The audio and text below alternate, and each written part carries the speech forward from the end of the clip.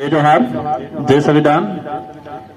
PSA संगठन के banner तले आज ये एनटीए जो एक बहुत बड़ा इशू है, पूरे देश के अंदर एक माहौल बना हुआ है पेपर लीक को लेके, और उससे राजनीतिक पार्टियां तो एक राजनीतिक मुद्दा बना दिया है,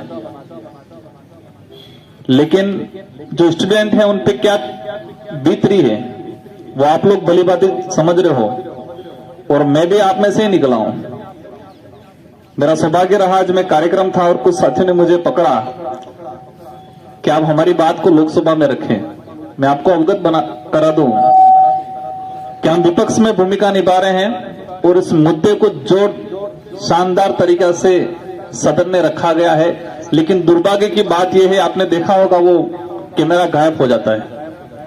सदन के अंदर कोई भी प्रोटेस्ट करते हैं, कोई भी अच्छी बात करते हैं, देश हित के लिए, यूथ के लिए या गवर्नमेंट का जो फेलियर है उस पर बात करते हैं तो कैमरा गायब हो जाता है, माइक बंद हो जाता है।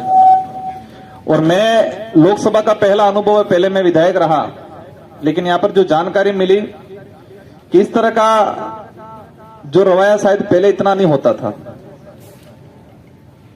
आज एनटीए के थ्रू जो एग्जाम और एक सेंट्रलाइज कर दिया, मैं जो समझा, पहले सभी यूनिवर्सिटी अपने स्तर से कराती थी, लेकिन एक सेंट्रलाइज करके कुछ सीमित लोगों का उस पर कब्जा हो गया, और कुछ सीमित लोगों का किसी भी चीज पे कब्जा होता है तो अपनी मनमर्जी करते हैं, जो आज हो रही है। पूरे देश के स्टेट लेवल के हो या सेंट्रल लेवल के हो, कोई भी एग्जाम हो, पेपर लीक हो रहा है, उसमें बड़े पैमाने पे उद्योगपतियों का बहुत बड़ा रोल है इसके पीछे। राजस्थान के अंदर हमने देखा, जितने जो कोचिंग सेंटर, हाई लेवल के कोचिंग सेंटर जो बड़े होते हैं, कहना नहीं चाहिए, लेकिन कुछ ऐसे कोचिंग सेंटर होते हैं जो पेपर उनके हिसाब से कुछ आइडेंटिफाई, कुछ क्लियर करके भेजा जाता है।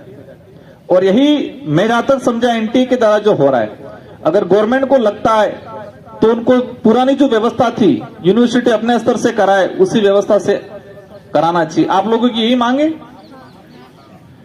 आप लोग कह सके इस यूनिवर्सिटी कैंपस में और सड़कों पे, और यह आंदोलन पूरे देश में होना चाहिए, क्योंकि जब एक गरीब इलाके से आने वाला बच्चा जब एग्जाम देने जाता है तो उसकी पीड़ा वही समझता है, कैसे तैयारी करता है, कैसे उस जगह पर पहुंचता है, वो कितनी दुविधा होती है उसके सामने, और बड़ी कड़ी मेहनत के बाद पेपर देके आता है, घर पे पहुंचता ही नहीं, उससे पहले उसको पता चलता है कि पेपर आउट हो गया।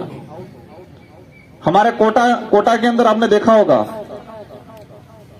एग्जाम में पास नहीं होने की वजह से, पेपर डिले होने की वजह से, पेपर आउट होने की वजह से कई लड़के आत्महत्या करते हैं, और कई जगह ये चीज हो रहा है। लेकिन वर्तमान मैं एक क्षेत्रीय पार्टी से आता हूं, मैं किसी पार्टी को दोष नहीं देना चाहूंगा, और मैं हालांकि मैंने सुना है, मैं जेएनयू में पहले भी आया हूं, एमएलए था उस दौरान, 2-3 बार मैं घुमा, हमें पढ़ने का सौभाग्य नहीं मिला, हम तो ग्रामीण इलाके से कॉलेज किया, लेकिन मैं काफी प्रभावित हूं इस कैंपस से। और मुझे बताया, नेताओं से खतरनाक चिढ़ते हैं बच्चे, और मैं अधिकतर पैंट शर्ट ही पहनता हूं, लेकिन पता नहीं आज ही मैंने पहन लिया ये, बाकी मैं नहीं पहनता हूं, मुझे सूट भी नहीं होता ज्यादा, लेकिन आज ही पहन लिया और आज ही जेएनयू आना हुआ। अवश्य आप लोगों में से ही निकला हूं मैं स्टूडेंट ही था उस दौरान, एमएलए का चुनाव लड़ा, एमएलए बना, और बांसवाड़ा की जनता ने मुझे एमपी बनाया, शानदार बैंडेड देके बनाया मुझे। और मैं अवश्य मेरे क्षेत्र की और मेरे इलाके की जो बात है उसके साथ देश लेवल और आपका जो इशू चल रहा है वर्तमान में, जो एनटीए को भंग करने का, उसको पुरजोर तरीके से हम लोग रखेंगे नए सिरे से। पूरे विपक्ष ने इसको रखा था, पूरे विपक्ष ने उस मुद्दे को लेके वॉकआउट किया, लेकिन दुर्भाग्य है कि कई नेशनल मीडिया भी इस चीज को हाईलाइट नहीं कर रही है। 2 से 3 बार उठा मुद्दा ये, एक बार नॉर्मली किसी मीडिया में आया था, लेकिन हम जब तक सदन चलेगा, जब भी अवसर मिलेगा, आज आपका ज्ञापन मुझे प्राप्त हुआ है, मैं अवश्य इस पे 0 आवर्स हो या किसी भी नियम प्रक्रिया के तहत मैं इसको लगाऊंगा, और अवश्य आपकी बात को लोकसभा के अंदर रखेंगे, क्योंकि आपकी पीड़ा हम समझ सकते हैं, और कोशिश करेंगे आपकी भावना के अनुरूप इस देश के अंदर एजुकेशन व्यवस्था। सर एक बात कह रहे थे जो पॉलिसी बन रही है न्यू एजुकेशन को लेके पॉलिसी बनी, उसको भी मैंने देखा थोड़ा बहुत। और जो कोई भी पॉलिसी बन रही है उद्योगपति दे रहे हैं, सलाह उद्योगपति दे रहे हैं, और उद्योगपति चाहते हैं कि इस देश का युवा एक शार्प माइंडेड अच्छी क्वालिटी का नहीं, एक लेबर निकले।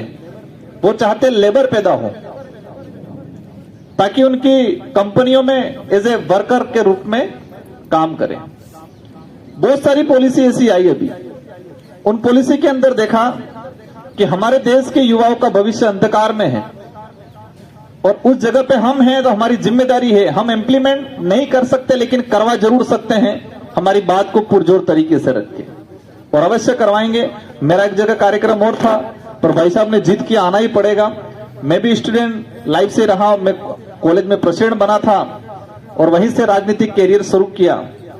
और एक बात अंत में बोलना चाहूंगा, अधिकतर बच्चे यूथ में ये रहता है, माहौल बना जाता है, पॉलिटिक्स गंदी होती है, दूर रहना चाहिए, ये माहौल रहता है।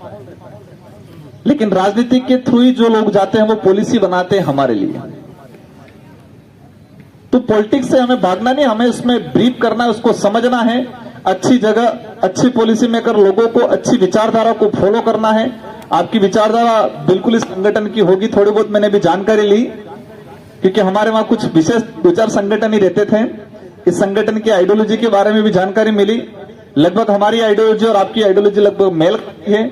और मैं ये जो एनटीए वाला जो इशू है, पेपर लीक वाला जो इशू है, उस पर कहना चाहूं, किसी भी संगठन के बच्चे हो, सारे संगठन के बच्चों को एक मंच पे आना चाहिए। यहां पर एबीवीपी, एनएसआई या पीएसए अलग अलग नहीं जाना चाहिए। ये कॉमन समस्या है, उसका समाधान हम सबको हर बैनर तले, और जो भी बैनर इस डिमांड को अगर नहीं उठाता है तो वो मुझे नहीं लगता कि वो स्टूडेंट के हित का है। इस यूनिवर्सिटी कैंपस के अंदर एक माहौल बनवाओ आप। जितने संगठन है अगर इस इशू को नहीं उठाते हैं, क्योंकि आपका इशू है, स्टूडेंट का इशू है, आपके भविष्य का इशू है, अगर कोई भी संगठन इसको नहीं उठाता है और सिर्फ पॉलिटिक्स करने के लिए यहाँ पर बैनर झंडे ये माला वाला करके रखता है, तो मुझे नहीं लगता है वो स्टूडेंट के हित से सिर्फ पॉलिटिक्स चाहते हैं।